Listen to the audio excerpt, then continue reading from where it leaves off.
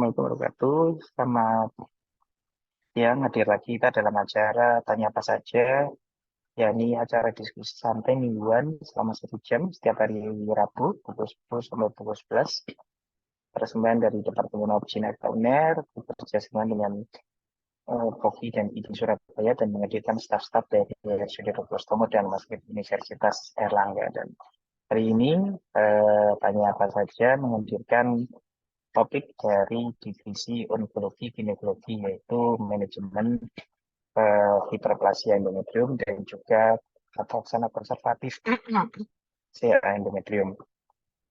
Dan telah hadir di tengah-tengah kita yaitu guru kita semuanya, yaitu Dr. Sunyoto, spesialis obgyn konsultan onkoginekologi selaku moderator, dan juga kedua narasumber yang akan bertindak pada hari ini, yaitu yang pertama Dr. Pungki Mulawardana, spesialis obgyn konsultan onkoginekologi, dan juga Dr. Hari Nugroho, spesialis obgyn konsultan onkoginekologi.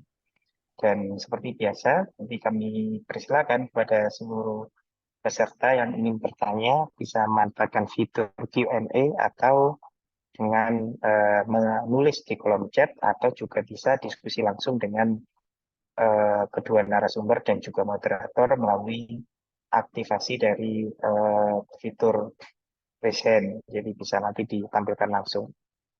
Mohon maaf, hari ini Ketua Departemen Dr. Pramana tidak bisa memberikan sambutan karena ada agenda lain, sehingga nanti mungkin kami akan langsung memberikan kesempatan kepada moderator kita, yaitu Dr. Sunyoto. Mungkin nanti akan ada beberapa topik atau bahan diskusi awal biasanya dari kedua narasumber. Mungkin tanpa memperpanjang waktu, kami persilakan kepada Dr. Sunyoto untuk membawakan acara. Monggo, Dok.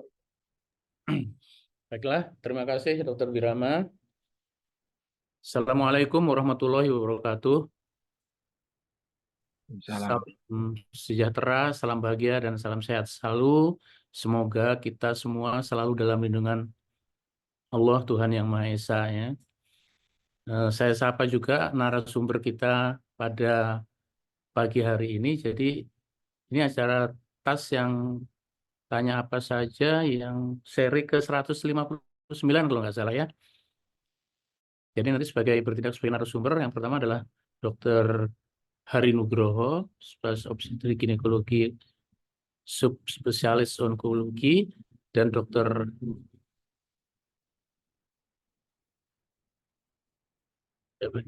Pungki Mulawardana, ya spesialis obstetrik ginekologi, subspesialis onkologi. Jadi topik kita pada pagi hari ini adalah mengenai manajemen hiperplasia endometrium dan kanker endometrium konservatif. Nah, ini mungkin yang nanti akan banyak menjadi pertanyaan, kok kanker kok konservatif gitu ya. Ya masih mungkin ya, nanti akan secara rinci tentu dengan persyaratan-persyaratan yang ketat nanti akan dijelaskan oleh dua narasumber sebelum kita memulai diskusi. Ya, saya juga ingin menyapa para peserta sekalian yang dengan setia mengikuti TAS setiap minggunya. Ya, semoga semuanya ini akan bermanfaat untuk kita sekalian. Baiklah, mempersingkat waktu supaya nanti diskusinya bisa lebih panjang, lebih banyak. Saya persilahkan para narasumber dulu untuk memancing suasana ya. Siapa dulu, Dokter untuk menampilkan presentasinya? Silakan. Siap, Dokter Nyoto. Hari ya, silakan. Siap, Dok. Izin Dokter Pungki. Saya dulu begini. Baik, terima kasih. Silakan. Assalamualaikum warahmatullahi wabarakatuh. Jadi saya mencoba share sedikit tentang evidence based trial, key point-nya aja untuk nanti memancing diskusi ya. Jadi kita membicarakan tentang manajemen hiperplasia dan kanker endometrium yang konservatif. Jadi kalau kita lihat, kita balik dulu ya terminologi. Histologinya itu dulu ada simple hiperplasia without atypia, kompleks hiperplasia without atypia, simple hiperplasia with atypia, dan sebagainya.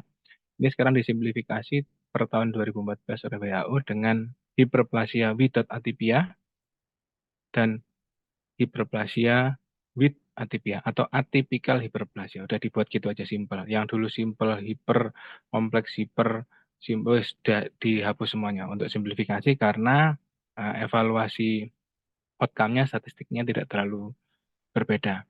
Terus kalau kita lihat apakah ini penting? Penting karena hiperplasi itu seperti CIN atau LSIL-nya precancerous lesion ya. Jadi ini punya risk untuk menjadi cancer. Kalau normal ya normal. Kalau hiperplasia without atypia berapa persen? Kalau bisa jadi kanker tanpa terapi apa-apa, ternyata 10% saja dalam waktu 20 tahun ke depan. Kalau nggak diapa-apakan, kalau di penelitian 6 bulan itu ternyata 74% itu balik normal lagi. 17% persisten, 9% menjadi atipikal, hanya 3% yang menjadi cancer. Ya, dari 122 pasien yang dievaluasi selama 10 tahun, itu 1,6 menjadi endometrial cancer. Bagaimana dengan yang lebih tinggi atau atypical hiperplasia?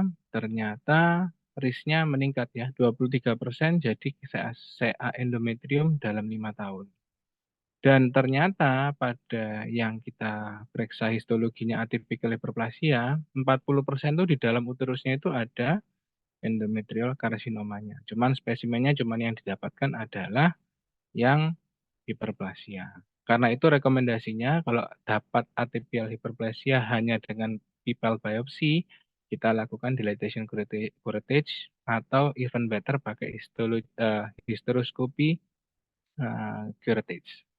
Kalau nggak diterapi apapun, 40% menjadi CA endometrium dalam 5 tahun. Jadi kalau kita lihat hiperplasi dibagi dua, without sama with. Udah itu aja yang baru ya. Kalau yang without, prefer terapinya progestin terapi. Alternatifnya histerektomi. Kalau low risk diobserv aja, yang high risk baru di histerektomi. Karena apa? Regression rate-nya sangat tinggi. Kebalikannya kalau with atypia, preferrednya adalah histerektomi, alternatifnya adalah progestin terapi. Jadi masih bisa hiperplasi with maupun without dilakukan terapi progestin ya. Kalau di terapi progestin gimana nasibnya? Kalau yang without atypia ternyata menjadi CA hanya kurang dari 2% dalam 10 tahun. Jadi menurun signifikan dari nggak diterapi walaupun sama-sama rendahnya. Dan 66 sampai 89% menurun dengan progestin. Kalau mau yang paling bagus pakai LNG IUS ya. Jadi IUD yang ada hormonnya. Nggak boleh sebut merek di sini.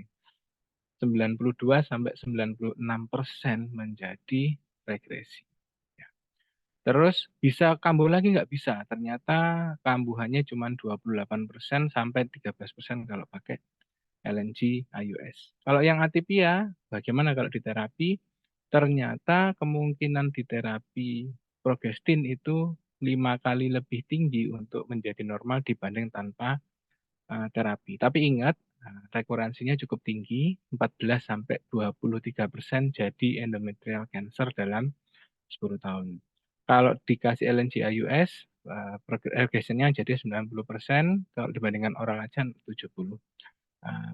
Kalaupun dikasih LNG IUS tetap bisa recur ya, karena itu tadi alternatif terapinya itu progestin, tapi definitifnya adalah histerektomi. Apakah endometrial hiperplasia yang diterapi dibiarin aja? Nggak boleh ya, jadi harus dilakukan evaluasi. Evaluasinya apa? Di biopsi setiap 3-6 bulan selama 1 tahun. Kalau yang with atypia di biopsi setiap 3-6 bulan selama 2 tahun ya. Kalau yang endometrial cancer kok bisa di konservatif bisa. Syaratnya tapi ketat kata dibilang dokternya tadi. 1, grade 1. Ya.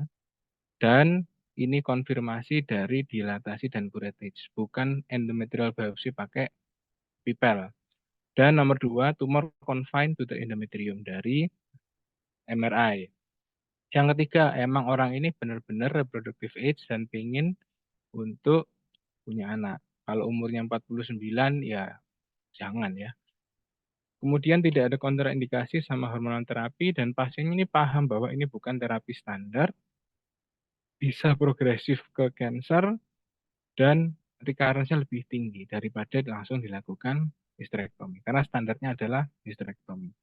Terus kalau kita takut menjadi cancer, kita monitor nggak harus dimonitor ya. Jadi pada endometrial cancer diberikan terapi progestin, LNCIUS, kombinasinya sama magistrol acetat 80 mg.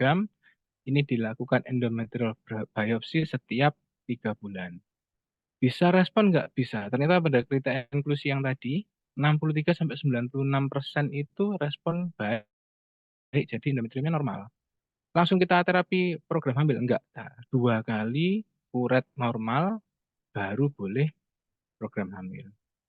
Apakah semuanya komplit respon? Enggak, ternyata 40%, hampir 40% itu persistence ya. Dalam 3 bulan bisa dinaikkan, dosisnya ditingkatkan dengan LNCIUS, tapi magistrol acetatnya dinaikkan.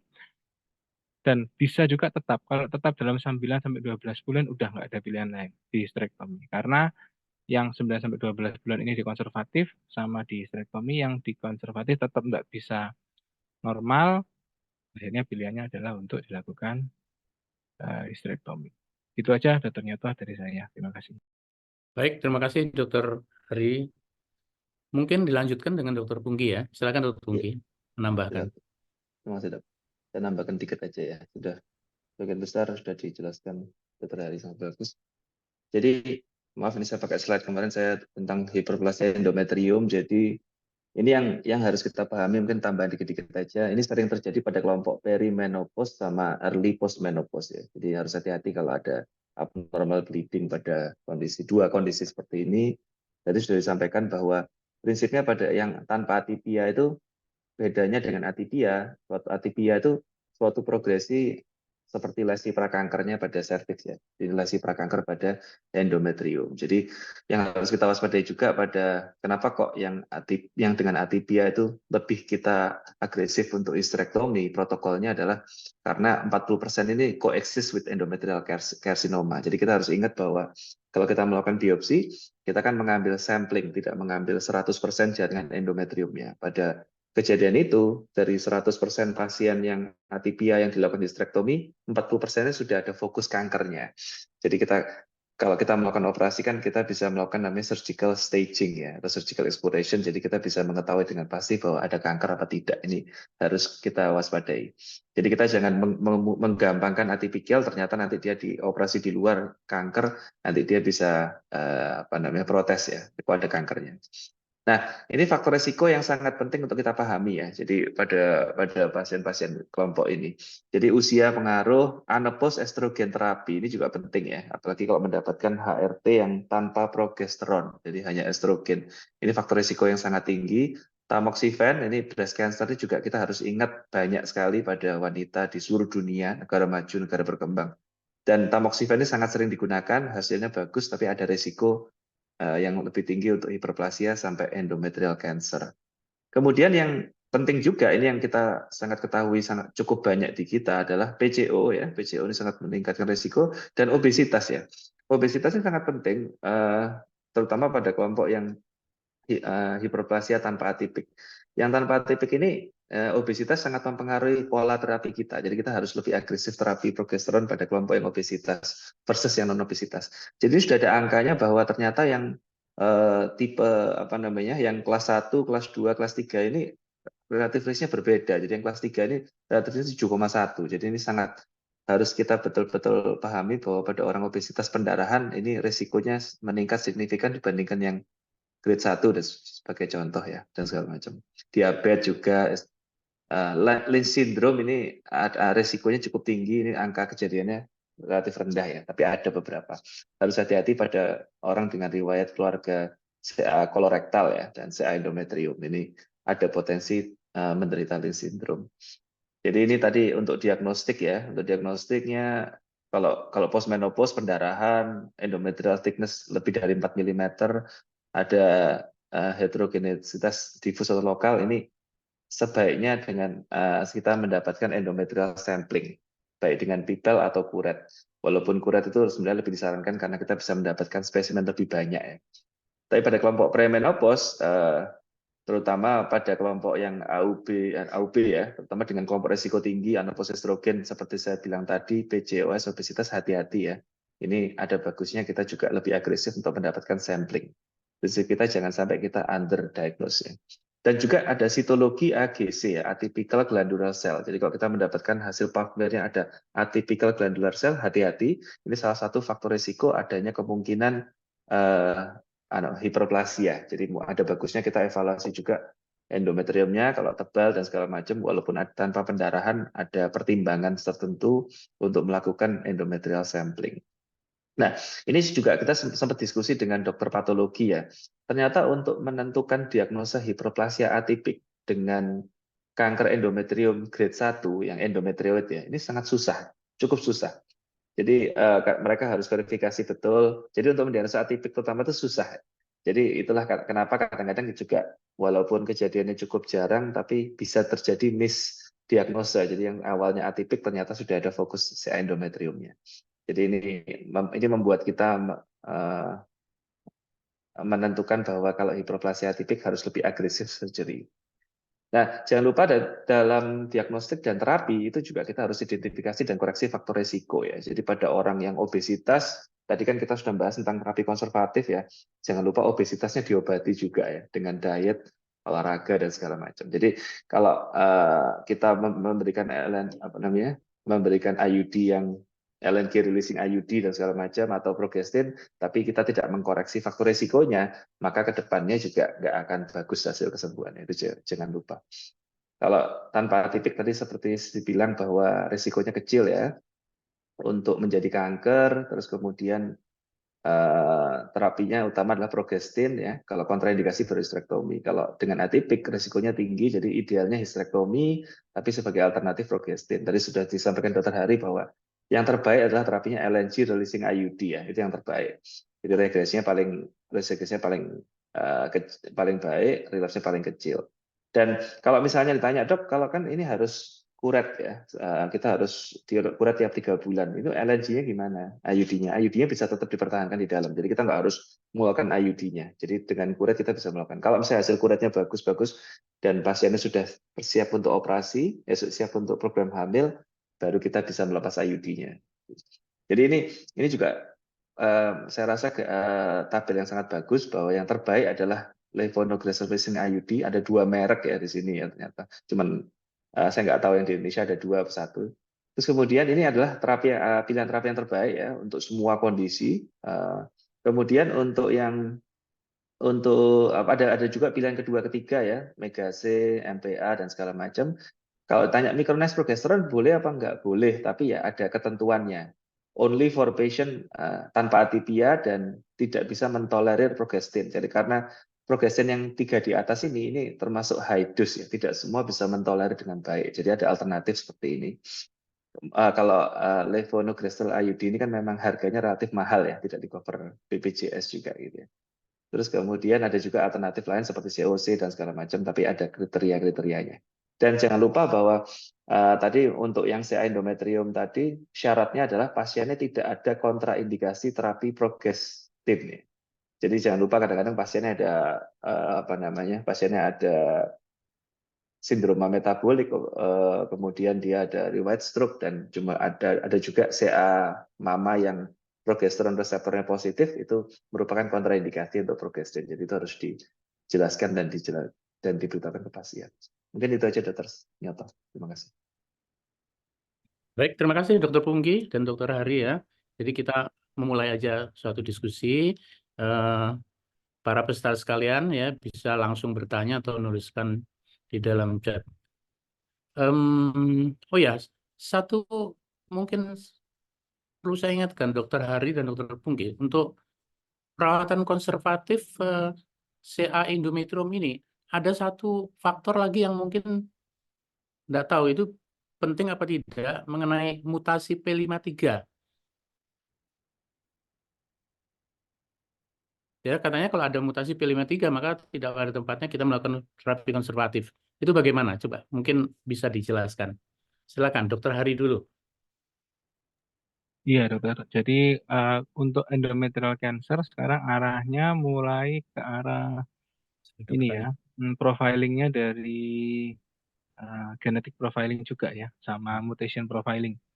Jadi memang ada kriteria tambahan kalau misalnya hasil kuretnya eh, full mutationnya positif, B53 aberrans positif, itu mungkin nantinya risk untuk recurrence-nya lebih tinggi atau progresifnya lebih tinggi. Tapi so far untuk endometrial hyperplasia, endometrial cancer yang inclusion kriterianya ada yang saya sebutkan tadi, Dr. Pungki sebutkan tadi, belum ada klasifikasi molekularnya dok. Jadi tetap boleh di follow up seperti itu.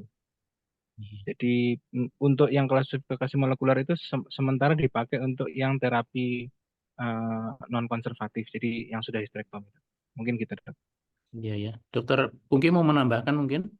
Iya, setuju dok. Jadi P53 dan kawan-kawan itu sekarang ke depannya sudah rutin kita cekkan di Sutomo juga.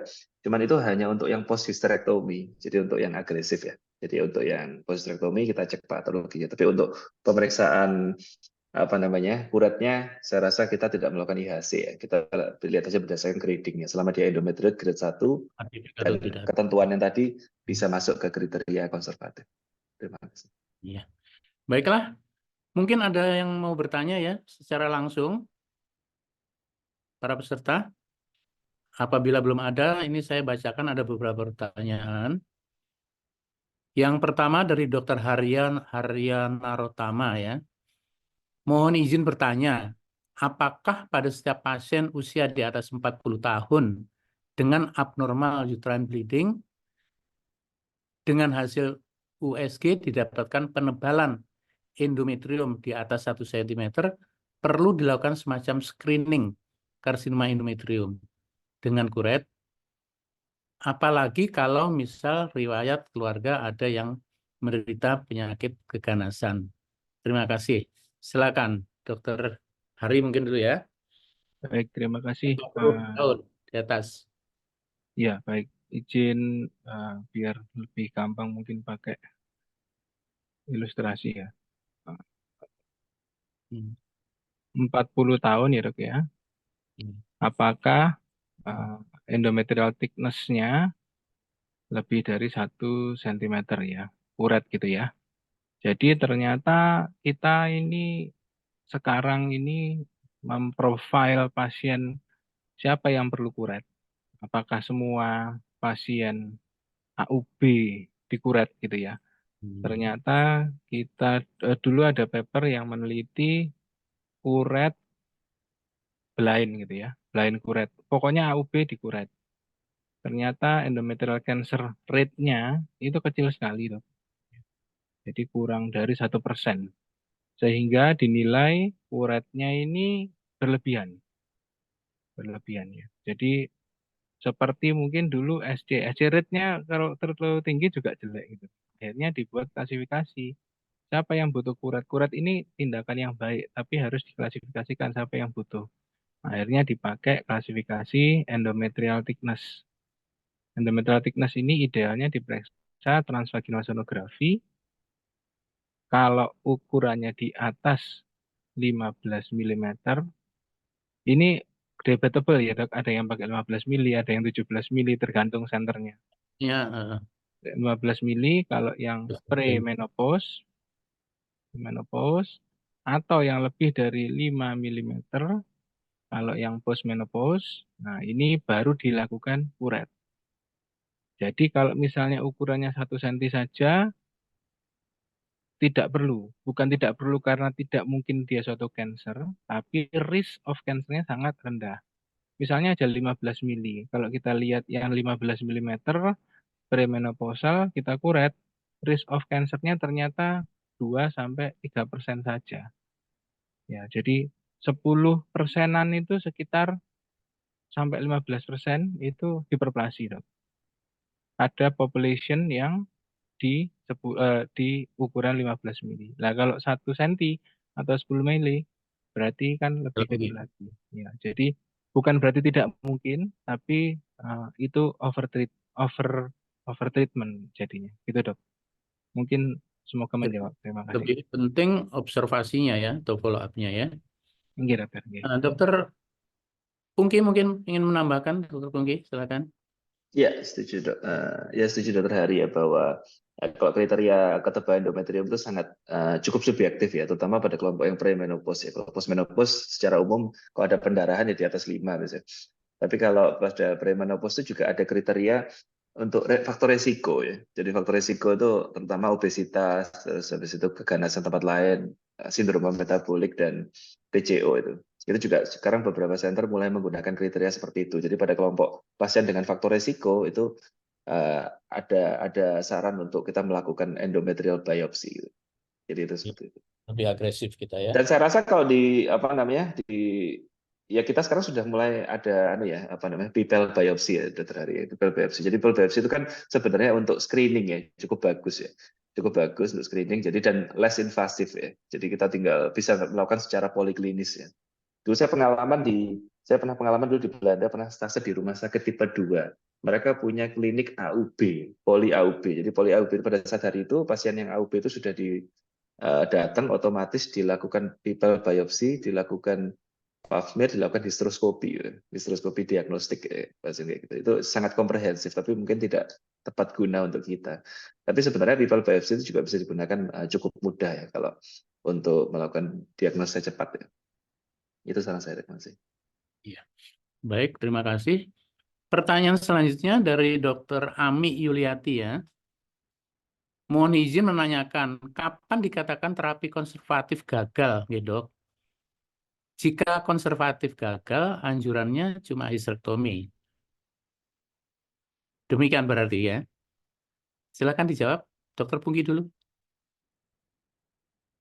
Ya, jadi terapi konservatif, terima kasih terambil pertanyaannya. Jadi prinsipnya kan kita harus menjelaskan terapi konservatif ini bisa berhasil, bisa tidak ya. Ini terapi yang istilahnya pilihan kedua, pilihan alternatif.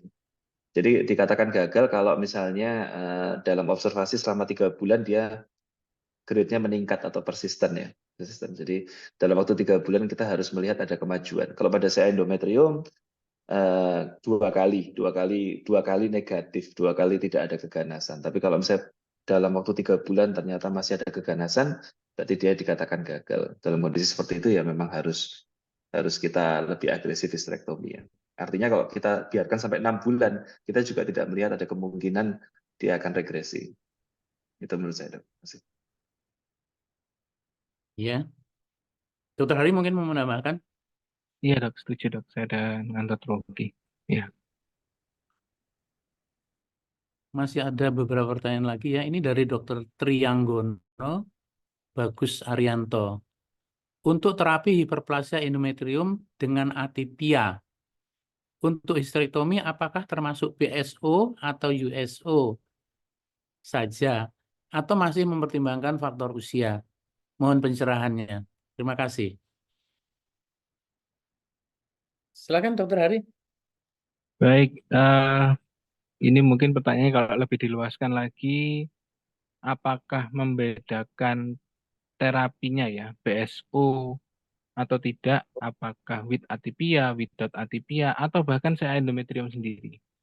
Kalau di literatur, kita ngomong saya endometrium dulu ya. Saya endometrium grade 1, stage 1 klinis dilihat di meja operasi, berapa persen yang dia ternyata metastasis ke ovarium, ternyata kurang dari 5%. Stage 1, grade 1.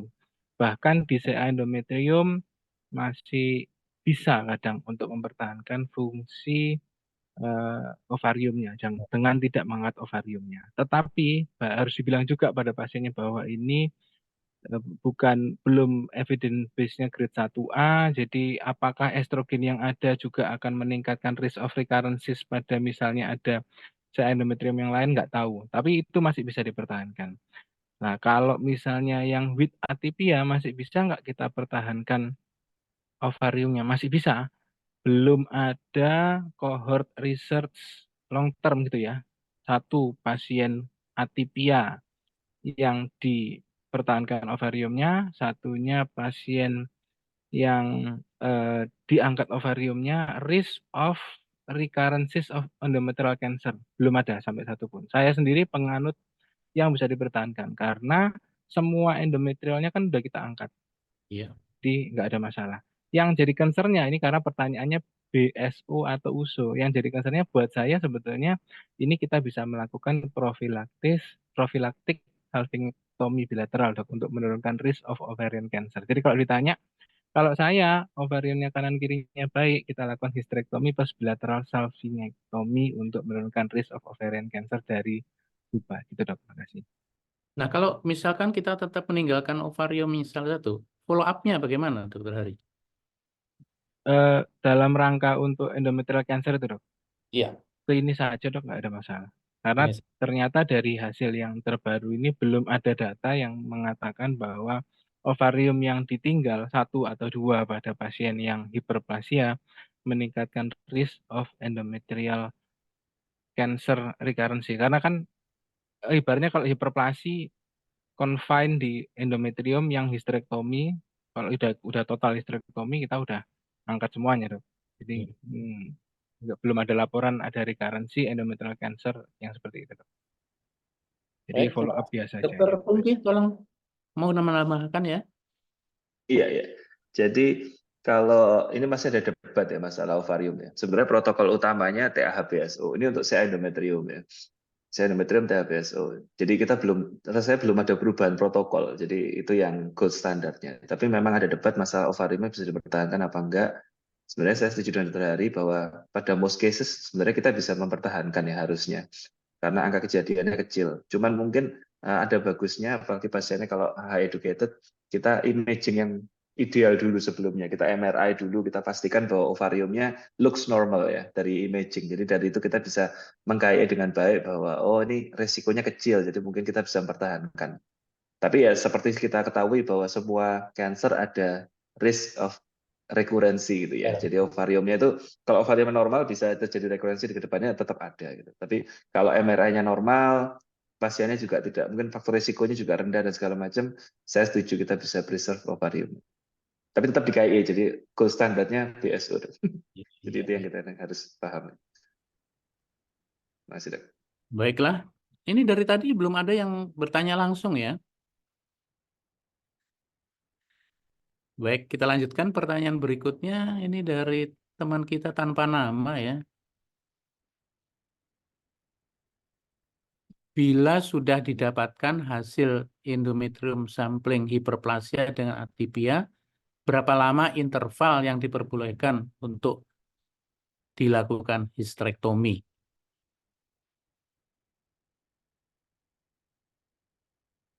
Bila sudah didapatkan hasil endometrium sampling hiperplasia dengan atypia, berapa lama interval yang diperbolehkan untuk dilakukan histerektomi? Saya agak kurang mengerti ini maksudnya, tapi mungkin Dokter Hari bisa menangkap.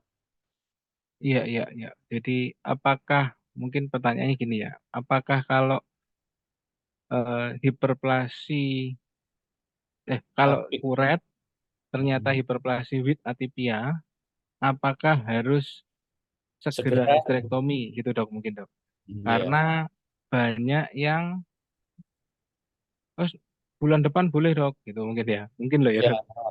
Oke, sebetulnya kalau kita lihat ya nggak ada rekomendasi, saya izin sharing sebentar ya dok ya. Nggak ada rekomendasi, oh ya harus minggu depan gitu ya, nggak ada. Cuman kalau kita lihat statistiknya ini ya, dalam 5 tahun dia terdevelop jadi endometrial cancer. 40% ada endometrial carcinoma yang dari atipikal tadi. Kemudian kalau nggak diterapi 40% jadi CA. Nah, minggu depan boleh nggak? Ya, nggak ada literaturnya sejujurnya. Tapi kalau memang sudah ngomong, kayaknya mau terapi ya sebaiknya secepatnya. Kalau misalnya nggak mau terapi, rekomendasi saya, maksudnya nggak mau terapi maksudnya gini, masih pikir-pikir dulu gitu ya, masih pikir-pikir dulu kalau misalnya spesimennya dilakukan dengan dilatation curettation besar, maka itu sudah dapat semua spesimen, itu ideal. Boleh kalau mau nunda-nunda dulu, tapi ya itu tadi dikasih progestin terapi, kemudian dikuret ulang setiap 3 bulan lagi, sama 2 tahun, kalau mau nunda. Atau kalau misalnya kita coba lihat, saya coba ngasih ini ya, yang dibilang Dokter Pungki tadi, uret pipel. Nah, uret pipel yang seperti ini ya, ini kecil sekali, kita biasa melakukan di setting poliklinis, ini single use, dimasukkan, bahkan kita nggak perlu businasi. Yang kiri ini, nah ini masuk ke cervix sampai pangkal, terus ini ditarik, dibikin tekanan negatif, kita sedot, terus kita kirim ke PA. Atau kalau nggak punya yang pipel gini karena single use, kita pakai yang uret seperti ini, yang besi ini juga bisa. Nah, kalau hasilnya ini pakai kuret ini ternyata with atipia, kami rekomendasikan untuk diulang dengan dilatasi sama kuretase yang lebih besar. Karena itu tadi, ada statistik yang hiperplasia with atipia, ada 40% ketemu CA endometrium saat dikuret pakai yang lebih lengkap gitu, Dok. Jadi kalau ditanya mau operasi ya segera aja, Dok. Nggak ada Iya, iya, ya, Dok. iya. Baik, Dokter Pungki, tambahkan. Ya, ini pertanyaan klasik ke pasien dari pasien ya. Dok, Betul, kapan itu harus banyak, operasi? kita sering kali menghadapi Kapan hal harus seperti operasi? ini. Iya, Iya, kapan harus operasi?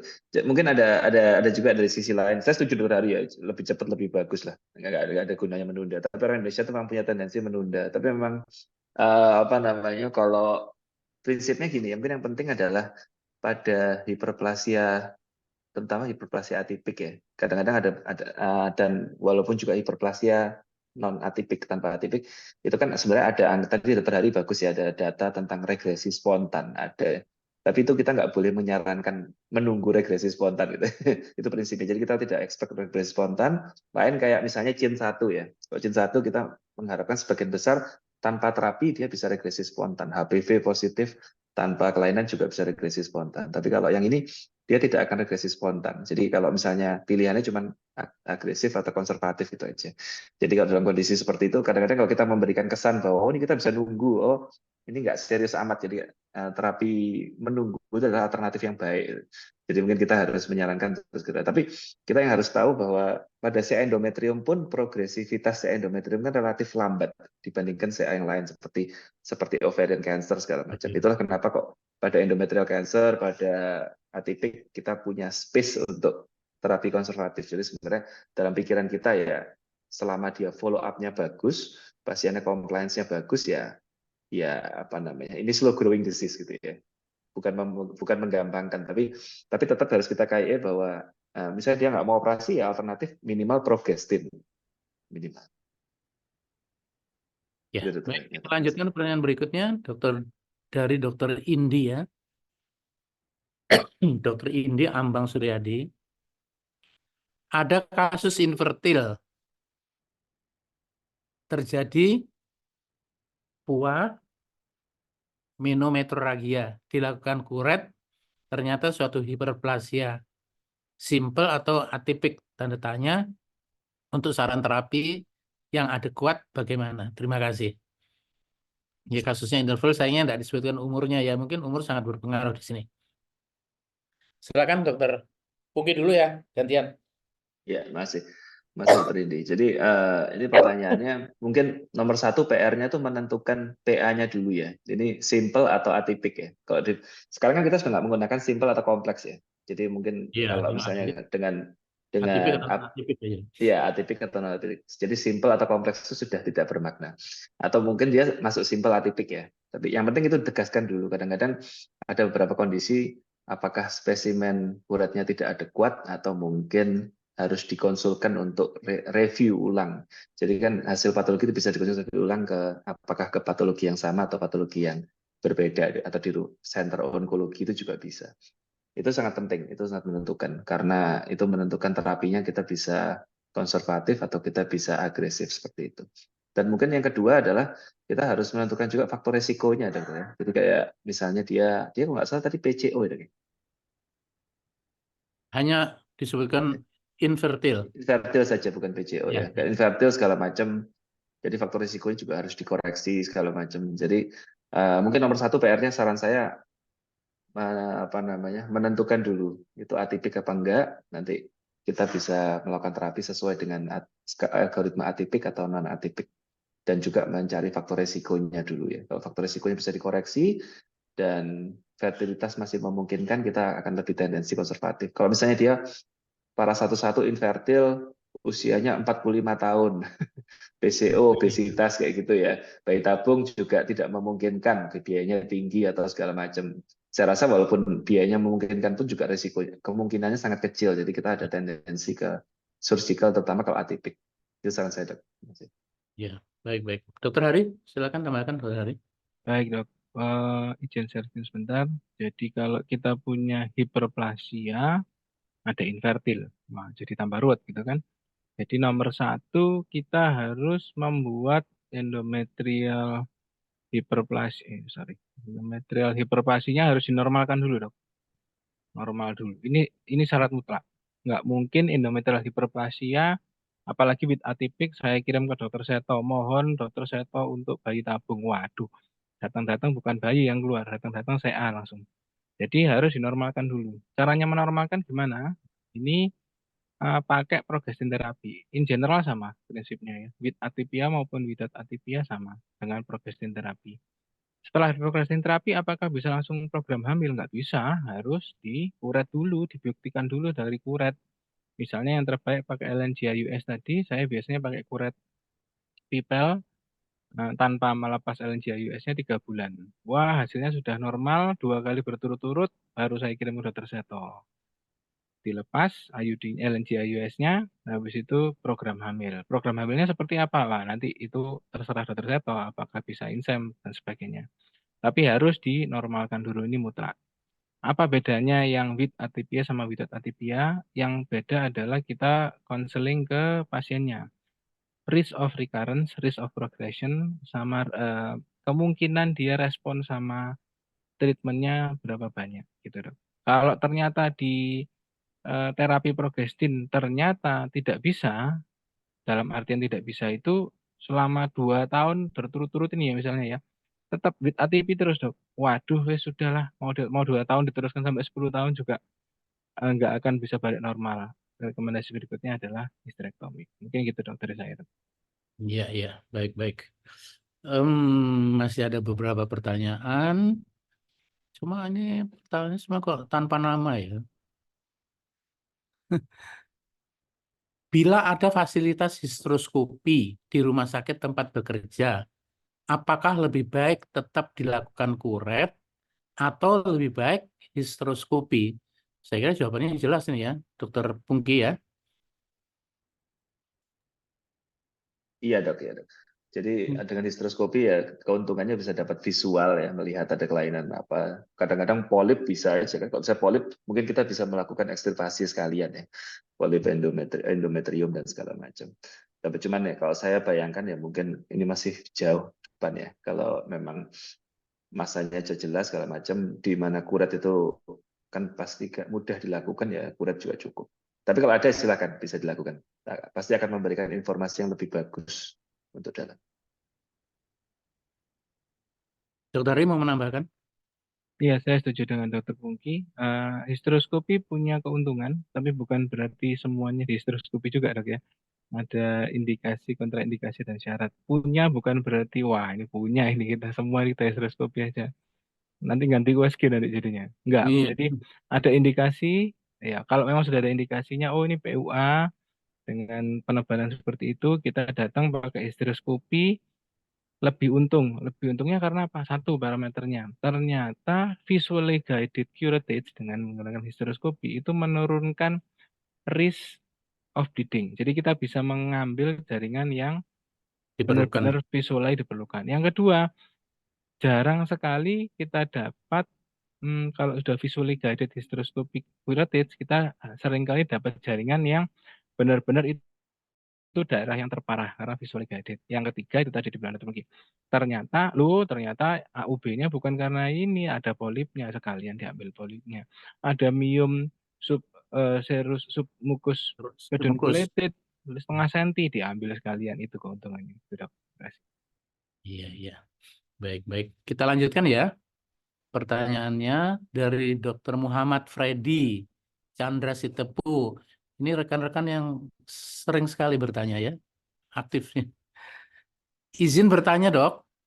Yang pertama, bila pasien dengan mutasi BRCA 1 dan 2 dengan hiperplasia endometrium tanpa atipia yang tidak menginginkan anak lagi, apakah ada tempatnya dilakukan TAH?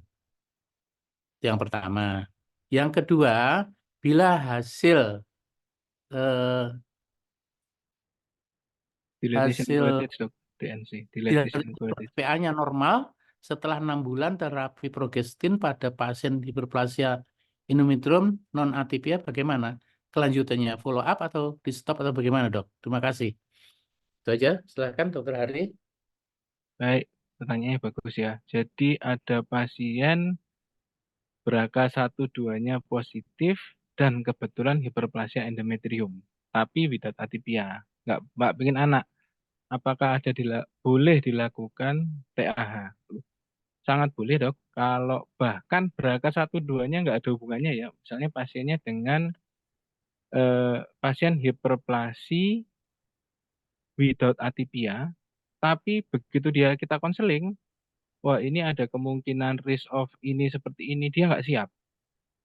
Dia maunya histerektomi aja. Boleh nggak? Boleh juga, nggak ada masalah. Tapi walaupun rekomendasi kita, sebentar, saya share sedikit.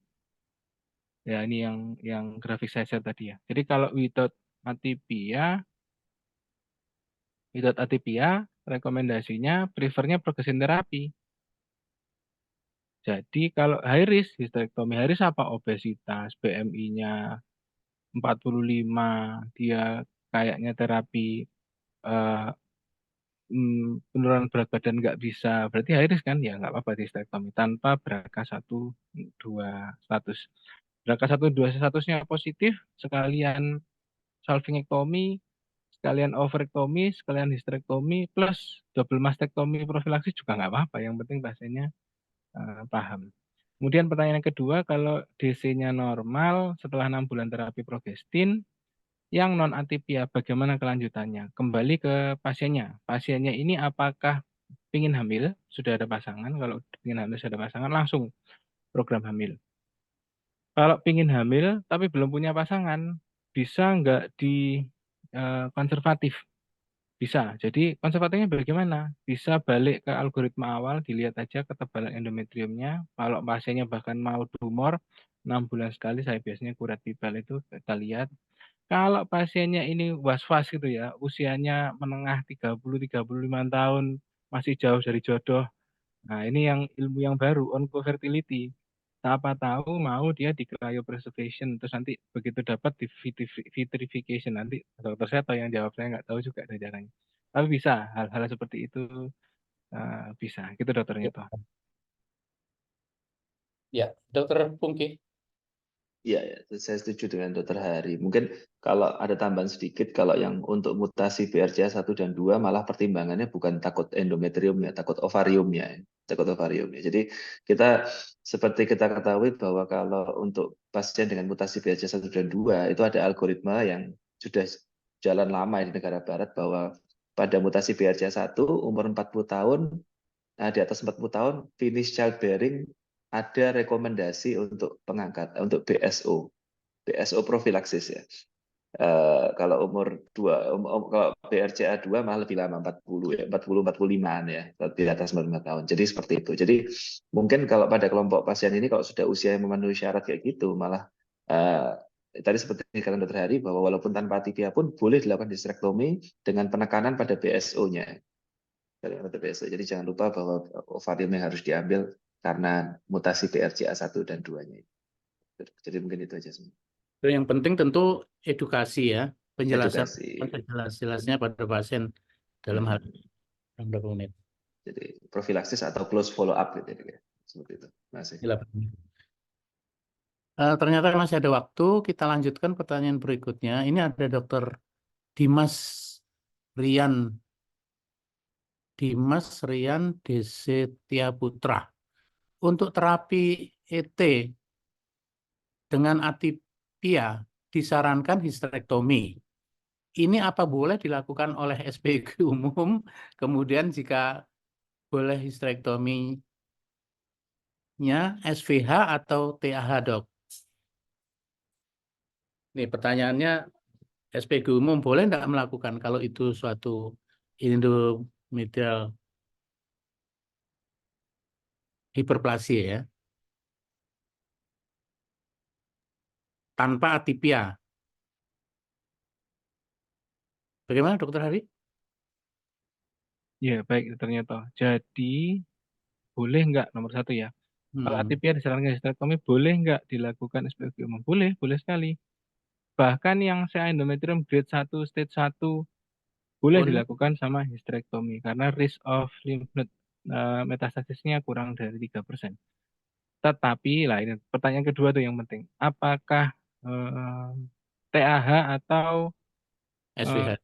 SVH? Ya, ini yang sering kita dapatkan pasien dengan dikirim dengan SVH. Nah, ini yang kadang-kadang kita perlu melakukan operasi lagi. Kalau kita lihat uterus begini, nah ini kita nggak tahu ya batas endometrium sama endoservix sama ektoservix. Ini misalnya endometrium, ini endoservix, ini ektoservix, ini batasnya kita nggak tahu. Nanti dia ada yang melakukan SVH yang dipotong segini. Nah, ini endometriumnya banyak sekali yang tersisa. Ada yang SVH segini, wah berarti aman. Tapi kita nggak tahu.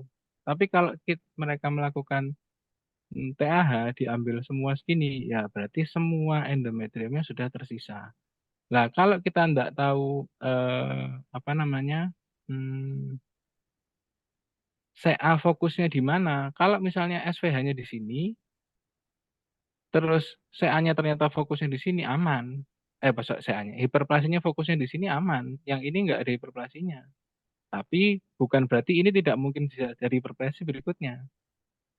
Tapi kalau ternyata motongnya di sini fokus hiperplasinya, maka dia masih ada sel yang tersisa. Makanya rekomendasinya adalah TAH. Jadi kalau mau melakukan boleh, boleh, tapi harus TAH. Gitu aja dokter dari saya. Dokter Punggi ini menambahkan. Iya, Dok. Jadi saya tambahkan mungkin yang masalah apa namanya histerektomi boleh untuk objin umum boleh ya, sangat boleh sekali. Bahkan saya endometrium pun bisa, Dok ya, pada beberapa kondisi di mana kita bisa memastikan bahwa tidak ada penyebaran di KGB, kalau bisa MRI proven sama tidak ada penyebaran di ekstrauterin gitu ya. Kalau pada atipik angka kejadian itu lebih kecil gitu ya. Mungkin ada bagusnya minimal di USG dulu, USG abdomen dan segala macam. Kalau bisa MRI lebih bagus. Jadi untuk memastikan bahwa dia betul-betul Cina. Jadi itu. Kemudian untuk masalah histerektomi, ya, saya juga setuju hari ya bahwa sebenarnya sebisa mungkin kita tuh bisa melakukan TAH ya.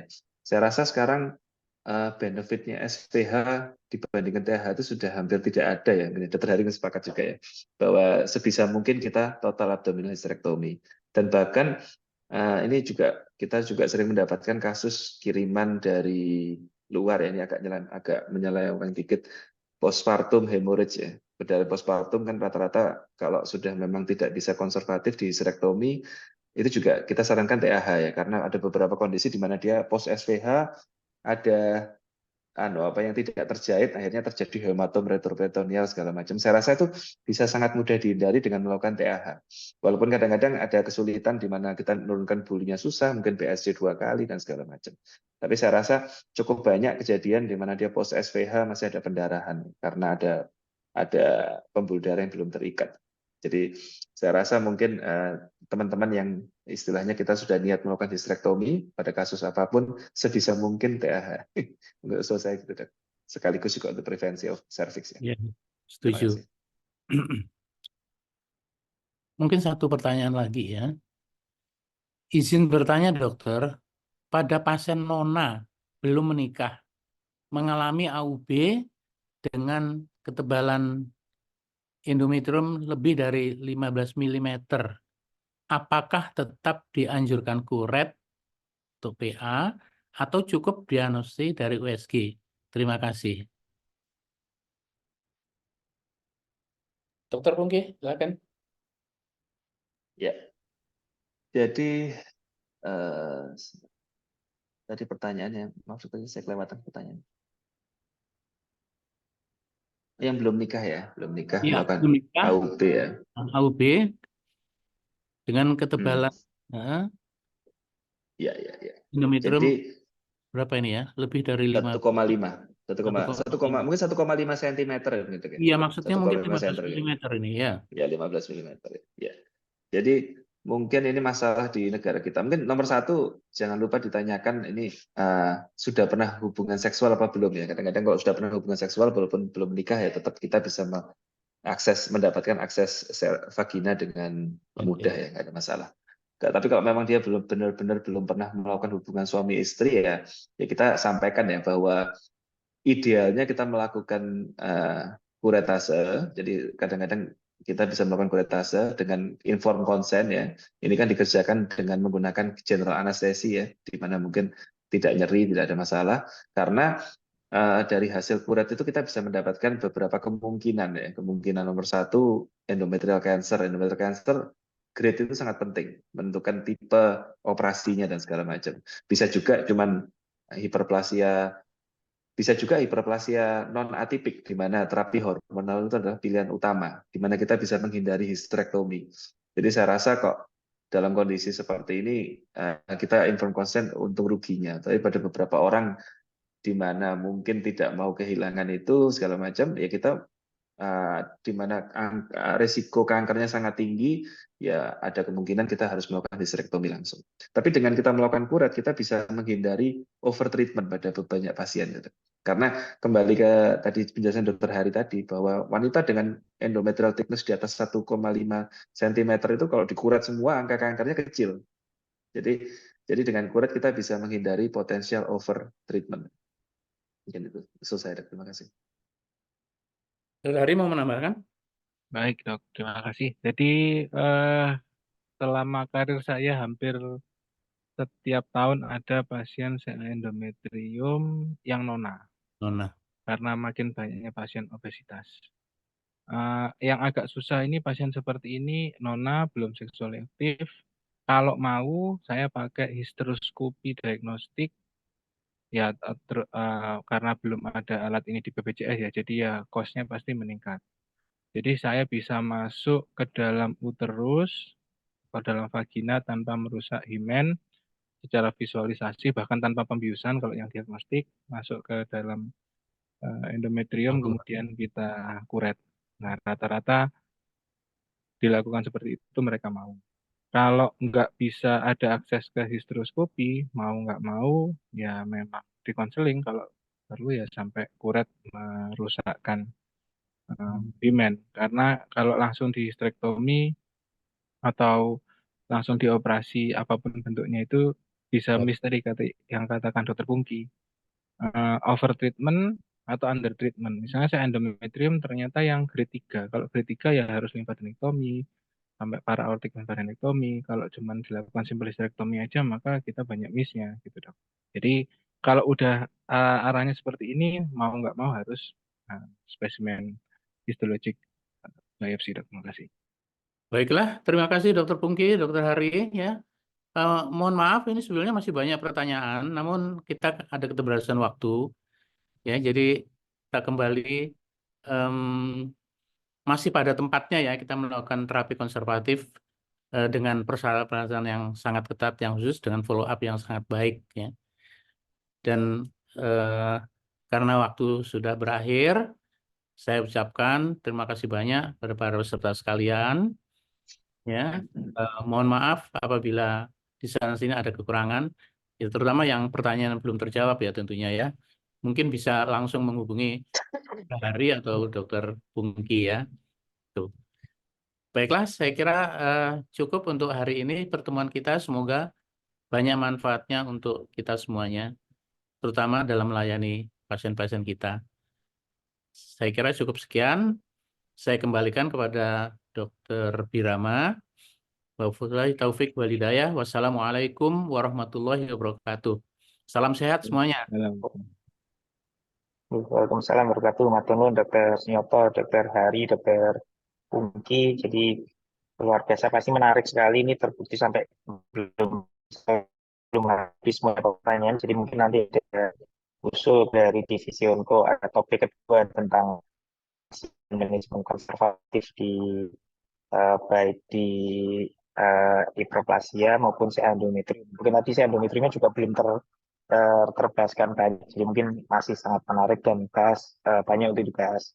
Saya terima kasih. Kita ketemu lagi di Tanya Apa Saja minggu depan setiap hari Rabu pukul 10 hingga pukul 11. Terima kasih. Wassalamualaikum warahmatullahi wabarakatuh. Matur Dokter Sinyoto, Dokter Hari, Dokter Ki, Terima matur kasih Dokter Seto. Waalaikumsalam. Banyak Masih. Tetap. kontribusi.